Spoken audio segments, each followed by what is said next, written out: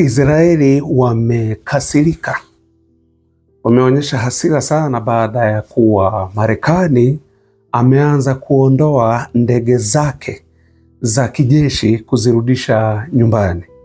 Maana hiyo unaambiwa ni 20% ya ndege za Marekani zinaondoka kwenye uwanja wa ndege wa Ben Gurion Airport kurudi Marekani. Ndugu zangu, ninafikiri hii ndio ile sasa tunasema kumbe imekuwa serious sana, kiasi kwamba kama tulivyokuwa tunaongea mwanzo kuwa Marekani anamkataza Israeli asiendelee kuishambulia Lebanon, na katika yale ambayo Donald Trump ameongea kuwa unawezaje kuua mamia ya watu kwa kigezo cha kumtafuta mtu mmoja. Maana ndio Israeli wanachokifanya pale, au utawala, hasa utawala wa Kizayuni. Wanawezaje kuendelea kuua mamilioni ya watu wasiokuwa na hatia, mamia au maelfu ya watu wasiokuwa na hatia? Kigezo ni kumtafuta mtu mmoja, watamtafuta kiongozi wa sijui wa kundi gani huko. Kwa hiyo hayo katika makubaliano yaliyokuwepo kati ya Trump na Irani, na waliposainiana ikaonekana Netanyahu bado anaendelea kuishambulia Lebanon, kwa sababu yeye anasema raia wa Israeli wao wanasema Trump ametuacha wenyewe, ameitanguliza Marekani mbele kuliko maslahi ya Israeli. Israeli ameiweka nyuma. Lakini ndugu zangu, nadhani mnakumbuka vizuri wakati wa vita vya siku 12 ambavyo ilikuwa ni Juni 2025, pale ambapo walikuwa kwenye mazungumzo vizuri tu kati ya Tehran na Washington. Wako kwenye mazungumzo, Israeli akaenda akashambulia pale Tehran, mji mkuu wa Iran, na baada ya hapo mazungumzo yakavurugika. Iran akafungua moto, makombora akaanza pelekea kweli Israeli kule. Ni Marekani aliingilia kwa kuleta mindege ile mikubwa pamoja na ndege 100 kwenda kupiga katika maeneo matatu ambayo yalikuwa ni Natanz, Fordo na Isfahan, mahali ambako kwa kunaaminika kuna urutubishaji wa uranium kwenye vile vituo. Nadhani mnakumbuka vizuri. Baada ya pale, hawa raia wa Israeli wakaweka mabango ndani ya Israeli wakasema thank you God and Donald Trump. Lakini leo hawa wanaanza tena kumkosoa Donald Trump kuwa Trump ameona yeye ndo anafaa zaidi kuliko.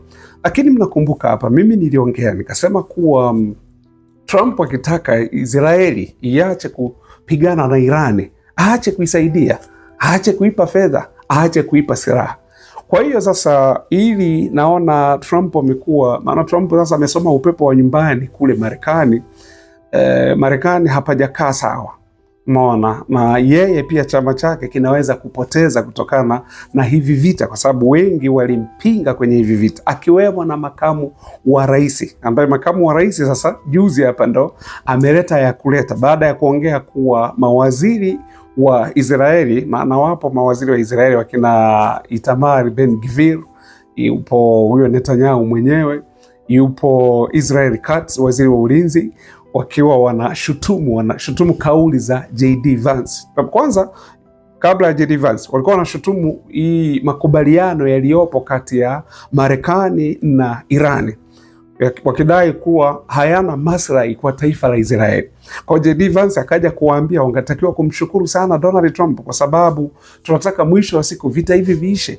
Kwa hiyo wakumbuke kuwa Marekani ndiye mshirika wa nguvu pekee aliyebaki na Israeli, hasa kwenye wakati kama huu, na Donald Trump amesimama na amesimamia hayo yote. Kwa hiyo wangetakiwa kumshukuru, lakini wajue kabisa kuwa vita vinatakiwa vimalizike, kwa sababu tangu mwanzo JD Vance ambaye ni makamu wa rais wa Marekani alikuwa anapinga hivi vita, alikuwa anapinga Marekani kuingia kwenye kuishambulia Irani, maana alisema havina faida yoyote. Mwisho wa siku vitachukua kodi ya wananchi wa Marekani, alafu hakuna faida yoyote tunayoipata kutokana na hivyo vita. Lakini upande wa pili nadhani unajua viherehere wa Donald Trump, wale wakina Marco Rubio na Peter Hegseth, wale wakawa lazima tupigane na nini. Sasa Donald Trump ameingia kwenye makubaliano na Irani, tena hao wanasema kuwa wanamkosoa na Donald Trump. Ndio maana Trump amesema sasa huyu kijana itabidi aachishwe kazi, ambaye ni Hegseth. Kiherehere kweli kweli. Okay, tuachane na haya. Kwa hiyo sasa kama mojawapo ya kuto kumruhusu Israeli aendelee kushambulia Lebanon wakati wako kwenye makubaliano, kwa sababu hayo ni makubaliano ya ndani ya siku 60 vitu viweze kufanyika hapa, na tunaambiwa Marekani tayari ameondoa jeshi lilokuwa linazuia ile blockade iliyokuwepo pale kwenye mlango bahari wa Hormuz, na tayari akawa ameachilia vyombo hivi hizi meli za Iran ambazo zilikuwa zimetekwa, maana ilikuwa ni part of the deal. Kumbuke hivyo. Lakini pia pesa za Iran ambazo zimegandishwa na zenyewe inabidi ziachiliwe. Vikwazo kwa Irani inabidi viondolewe. Unaona? Na wao Irani wakasema sisi kwanza mpango wetu tangu mwanzo haukuwa kutengeneza mabomu ya nyuklia. Isipokuwa tu ndio hivyo kama unavyojua sababu, maana lazima kuwe na sababu, na hiyo sababu ndio iliyompeleka Marekani kwenye hivi vita, na mwisho wa siku Marekani imeishia kushindwa kijeshi.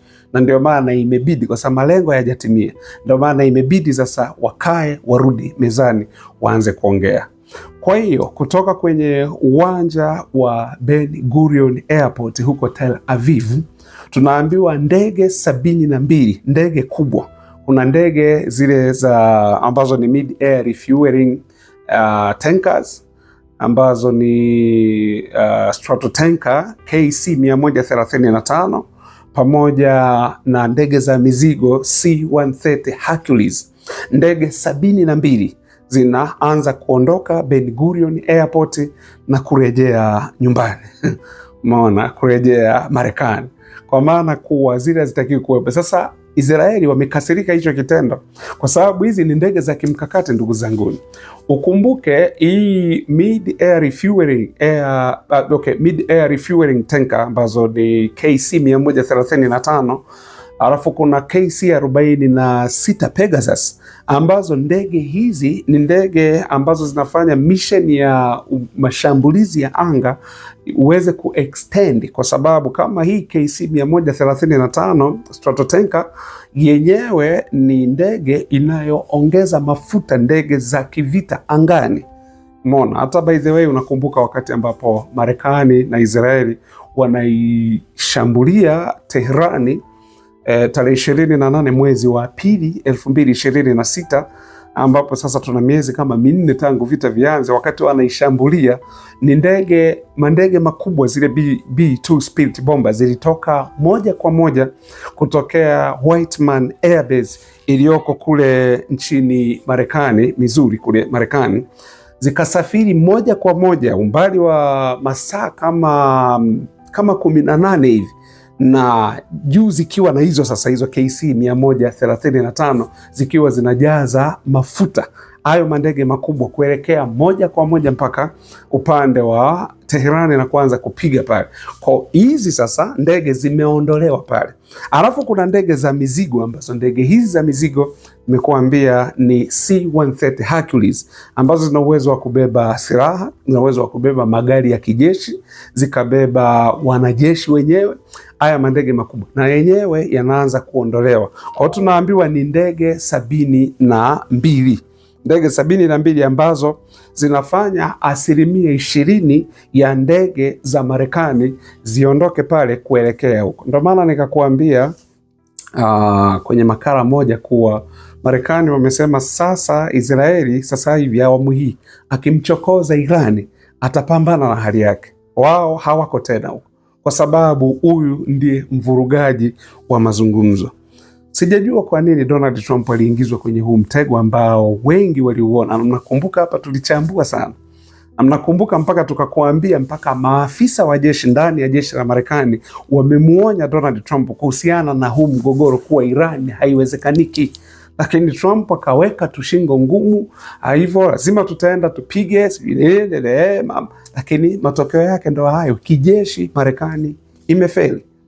Hakuna chochote ambacho kimefanyika kijeshi, Marekani imefeli. Kwa hiyo matokeo yake ndo hayo. Kwa ndugu zanguni, haya ndiyo yanayoendelea sasa. Israeli ameanza kuondoa ndege zake Ben Gurion Airport iliyoko pale Tel Aviv, kwa sababu ni uwanja wa kimataifa, lakini ukageuka ghafla kuwa ni kama kambi ya kijeshi. Ndege za kijeshi ziko hapo, mandege makubwa hayo kuna hizi fighter jets, lakini na mambo kadha wa kadha. Wakati Ben Gurion Airport ndio uwanja mkubwa unaounganisha Israeli na ulimwengu, lakini kwa sababu ya hivyo vita basi imekuwa iko hapo. Kwa hiyo mambo yako kwa namna hiyo. Asanteni sana wana IBM channel na wana Ukuu wa Mwafrika. Ninawashukuru kuendelea kutufuatilia hapa. Asanteni.